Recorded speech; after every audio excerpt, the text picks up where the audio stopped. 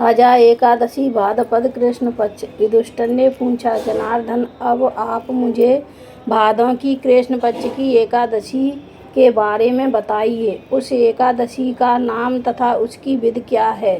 श्री कृष्ण भगवान बोले, युधिष्ठिर, भाद्रपद की कृष्ण पक्ष की एकादशी को अजा एकादशी कहते हैं। जो मनुष्य इस दिन भगवान की भक्तिपूर्वक पूजा करते हैं तथा व्रत करते हैं, उनके समस्त पाप नष्ट हो जाते हैं। इस एकादशी की कथा इस प्रकार है। प्राचीन काल में एक चक्रवर्ती राजा हरिश्चंद्र राज करते थे। वह अत्यंत वीर प्रतापी तथा सत्यवादी थे। उन्होंने किसी अज्ञात कर्म तथा प्रतिज्ञा से राज्य को त्याग दिया और अपनी पत्नी तथा पुत्र को बेच दिया। वह स्वयं एक चंडाल के सेवक बन गए। उन्होंने चंडाल के यहाँ कफन लेने का काम किया, परंतु उसने इस आपत्ति के काम में सत्य को न छोड़ा। जब इस प्रकार करते हुए उनको बहुत बरस व्यतीत हो गए, इससे मुक्त होने का उपाय खोजने लगे। एक बार गौतम ऋषि वहाँ आए। राजा ने उन्हें देखकर प्रणाम किया और अपने दुख की कथा सुनाने लगे। महर्षि गौतम बोले, राजन, भादों के कृष्ण पक्ष में अजा एकादशी होती है।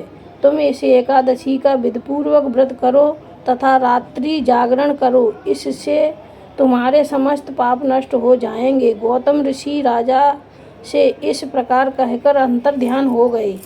महर्षि गौतम की बात सुनकर राजा हरिश्चंद्र ने उस उत्तम अनुष्ठान किया। उस व्रत के प्रभाव से राजा सारे दुखों से पार हो गए। उन्हें पत्नी का सानिध्य और पुत्र मिल गया। यह सब अजा एकादशी के व्रत का प्रभाव था।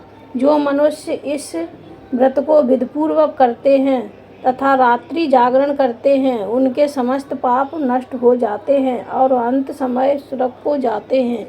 इस एकादशी की कथा के स्मरण मात्र से ही यज्ञ यज्ञ का फल मिलता है। प्राणी को ईश्वर के प्रति पूरी निष्ठा रखनी चाहिए। कठिन परिस्थितियों में भी जो सत्य का मार्ग नहीं छोड़ते, वे स्वर्ग के अधिकारी होते हैं। सत्य की परीक्षा कठिन परिस्थितियों में ही होती है। अंत ईश्वर पर पूर्ण विश्वास रखते हुए सत्य का पालन करना चाहिए। बोलो एकादशी मैया की जय। बोल विष्णु भगवान की जय।